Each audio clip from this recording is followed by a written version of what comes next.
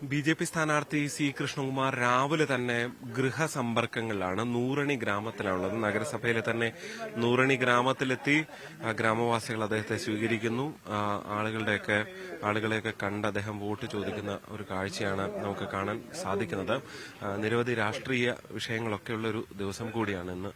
ഇന്നിപ്പോ ഇ.പി. ജയരാജനെ പോലുള്ളവരൊക്കെ പാലക്കാട്ടേക്ക് തെരഞ്ഞെടുപ്പിനെത്തുന്നു എന്നൊരു പ്രത്യേകത കൂടിയുണ്ട്. അല്ല, ഇ പി വരുന്നത് നല്ലതാ. ഇ പി വരണമല്ലോ. ഇ പി പറഞ്ഞ കാര്യങ്ങൾ പാലക്കാട്ടുകാർക്ക് നേരിട്ട് ചോദിക്കാനുള്ള ഒരു അവസരമാണല്ലോ. ഇന്നലെ പ്രസിദ്ധീകരിക്കേണ്ട ഒരു ആത്മകഥ അവസാന നിമിഷം മാറ്റിവെക്കുക, അതിൽ പറഞ്ഞ കാര്യങ്ങൾ നിഷേധിക്കുക. അപ്പോൾ ഇന്നലെ പ്രസിദ്ധീകരിക്കുന്നതിന് മുമ്പ് ഈ സംബന്ധിച്ചുള്ള പരിശോധനയൊക്കെ ഒരു പ്രൂഫ് ചെക്കിംഗ് നടത്തിയിട്ടുണ്ടാവുമല്ലോ സ്വാഭാവികമായിട്ട്. അപ്പോൾ ഇ പി പറഞ്ഞത് സത്യം.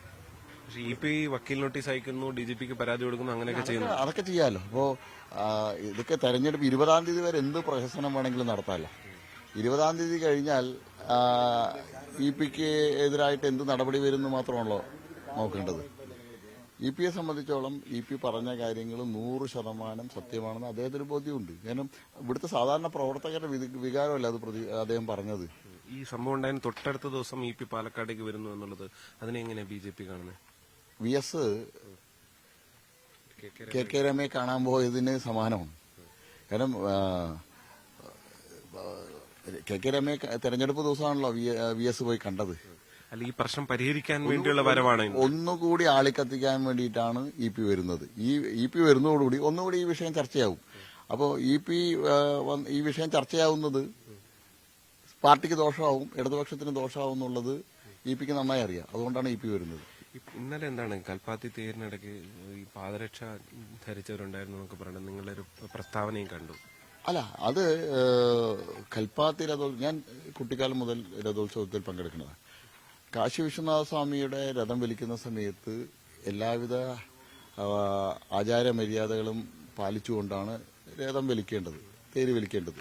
ചെരുപ്പ് ധരിക്കാൻ പാടില്ല, വ്രതശുദ്ധിയോടുകൂടിയിട്ട് വലിക്കണം, നോൺ വെജിറ്റേറിയൻ കഴിക്കാൻ പാടില്ല. ഇത്തരത്തിലുള്ള ഏറ്റവും അടിസ്ഥാനപരമായിട്ടുള്ള പ്രാഥമികമായിട്ടുള്ള കാര്യങ്ങളുണ്ട്. അതുപോലും അറിയാതെ രഥം വലിക്കുന്നത് ശരിയല്ലല്ലോ.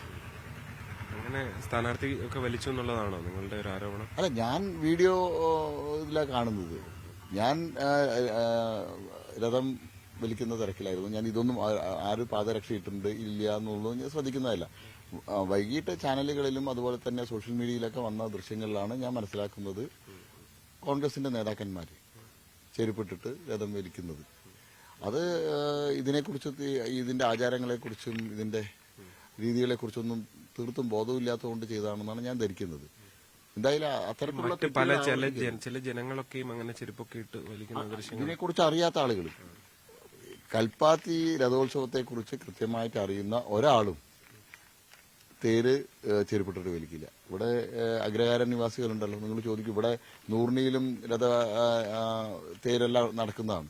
ഇവിടെ ചെരുപ്പ് ധരിച്ചിട്ട് ആരെങ്കിലും തേര് വലിക്കാറുണ്ടോ എന്ന് ചോദിക്കും. വലിക്കാറില്ല. അത് അതിന്റെ ആചാരത്തിന്റെ ഭാഗമാണ്. ഒരു കാര്യം കൂടി, അവസാന 2-3 ദിവസമേ ഉള്ളൂ ഇനിയും പ്രചാരണത്തിന്. എങ്ങനെയാണ് ഇനിയുള്ള ദിവസം? ഞങ്ങൾ വീട് കയറിയിട്ടുള്ള പ്രചരണത്തിന് വോട്ടർമാരെ നേരിട്ട് കാണുന്നതിനാണ് ഇനിയുള്ള ദിവസങ്ങളിൽ ഏറ്റവും കൂടുതൽ പ്രാധാന്യം കൊടുക്കുന്നത്. പരമാവധി ആളുകളെ കാണുക. കാരണം കല്യാണത്തിന് വീടുകളിൽ പോയി ക്ഷണിക്കുന്ന പോലെ. ഞാൻ പാലക്കാട്ടുകാരനാണ്. എനിക്ക് വ്യക്തിപരമായിട്ട് ബന്ധങ്ങളുള്ള ആയിരക്കണക്കിന് പേരുണ്ട്. അവരെയൊക്കെ നേരിൽ കണ്ട് ഒരു തവണയെങ്കിലും അവരോട് വോട്ട് അഭ്യർത്ഥിക്കുക എന്നുള്ളത് എന്റെ ഒരു ഉത്തരവാദിത്തമാണ്. അപ്പോൾ അത്തരം ആളുകളെ നേരിട്ട് കാണാനുള്ള ശ്രമം. UDF വലിയ കോൺഫിഡൻസിലാണ്, ജയിക്കുമെന്ന് അവർ ഉറപ്പിച്ചു കഴിഞ്ഞു. അല്ല, തെരഞ്ഞെടുപ്പിൽ എപ്പോഴും പ്രതീക്ഷ നല്ലതാണ്. അത് അവരുടെ ആത്മവിശ്വാസം അമിത ആത്മവിശ്വാസമായി മാറട്ടെ. ഈ വയനാടൊക്കെ എന്താണ് ഇത്രയധികം പോളിംഗ് കുറഞ്ഞ? എന്താണ് ബി.ജെ.പിക്ക്? രാഹുലിനോടുള്ള എതിർപ്പ്. രാഹുൽ ഗാന്ധി അവിടെ MP ആയിട്ട് 5 വർഷം ഒന്നും ചെയ്തില്ല. വീണ്ടും അവർ തെരഞ്ഞെടുത്തു. അവരെ വഞ്ചിച്ച് രാഹുൽ അവിടുന്ന് പോകുന്നു. രാഹുലിന്റെ സഹോദരി പ്രിയങ്ക അവിടെ വരുന്നു. അപ്പോൾ കോൺഗ്രസിനോടുള്ള പ്രതിഷേധമാണ് വോട്ടെടുപ്പിൽ നിന്ന് അവിടെ ആളുകൾ വിട്ടുനിന്നത്.